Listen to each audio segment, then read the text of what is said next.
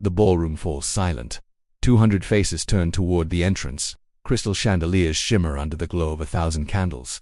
Outside, valets park Ferraris beside Bentleys. Somewhere down a back hallway, a celebrity chef plates desserts that costs more per slice than most people spend on groceries in a month. But none of that matters right now, because CharlieWoods, the son of the greatest golfer who ever lived, is about to walk through those doors, and he has no idea what's waiting for him. His father spent 16 months planning this. 16 months of secret phone calls, encrypted emails, guest lists rewritten at 3 a.m. Tiger Woods has won 15 major championships. He has stared down impossible putts with millions watching. But tonight, his hands are shaken because this isn't about golf. This isn't about records, trophies, or legacy. This is about a boy who grew up in the shadow of a legend, and a father who just wants to give him something that has nothing to do with expectations. Something that says, you are enough, exactly as you are. The doors open, the music starts, and what happens next will cost more than most people will see in a lifetime. If you've ever wondered what happens when love and money collide, when a father tries to rewrite the story the world has written for his son, stay with us. Because this isn't just a birthday party. This is about what we're willing to sacrifice to protect the people we love. The venue alone told you everything. Not a hotel ballroom, not even a private estate.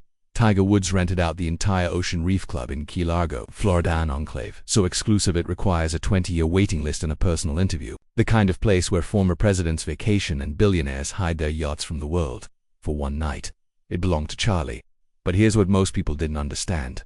This wasn't about showing off. Tiger Woods has been famous since he was 3 years old. He's been photographed, analyzed, criticized, and rebuilt in the public eye more times than anyone should endure. And now, he was watching his son experience the same thing at 15. Charlie already had millions of people watching every swing, comparing him to his father, waiting for him to either become the next legend or collapse under the weight of it. So Tiger made a decision. For one night, Charlie wouldn't be Tiger Woods' son. He wouldn't be the kid with the perfect swing. He would just be 16. And if that required spending an amount of money that made people uncomfortable, so be it. The guest list read like American royalty: Serena Williams, Michael Jordan, Derek Jeter, Steph Curry. But also, this is the important part, Charlie's high school golf teammates, his geometry teacher, the kid who sat next to him in chemistry class, because Tiger remembered what it felt like to have his childhood stolen by fame, to be 12 years old and unable to go to a movie theater without security. And he was determined that Charlie would have something different, something real. The invitations went out 6 weeks early, handwritten, not by an assistant, by Tiger himself. Each one included a personal note. Some were funny, some were unexpectedly vulnerable. One, sent to Charlie's freshman English teacher, simply read, "Thank you for treating him like a student, not a story." Think about that kind of attention. Not money, energy, but presence. The kind that says, I see you. Not what you might become. Not what I need you to be. Just you, right now. It's rarer than we admit. The party officially started at sunset, but the real story began 3 hours earlier. In a suite overlooking the Atlantic, Charlie sat on the edge of the bed wearing a custom Tom Ford tuxedo, tailored 4 separate times to get it exactly right. His mother, Ellen Nordegren, stood by the window. Tiger paced. This is where it gets complicated. Their divorce was one of the most public implosions in modern celebrity history. Scandal, betrayal, years of headlines. And yet, here they were, together, co-parenting a son who somehow came through. All of it with his humanity intact.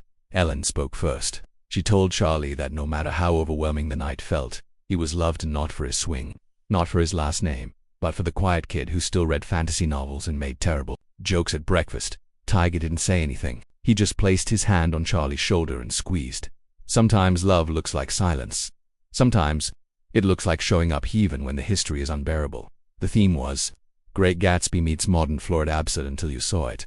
The North Lawn became a 1920s speakeasy, complete with a jazz band flown in from New Orleans and bartenders mixing gold-tinted mocktails. The South Lawn exploded into Miami neon DJ lights, and a dance floor built over the pool so guests appeared to dance in water. But the centerpiece stopped everyone.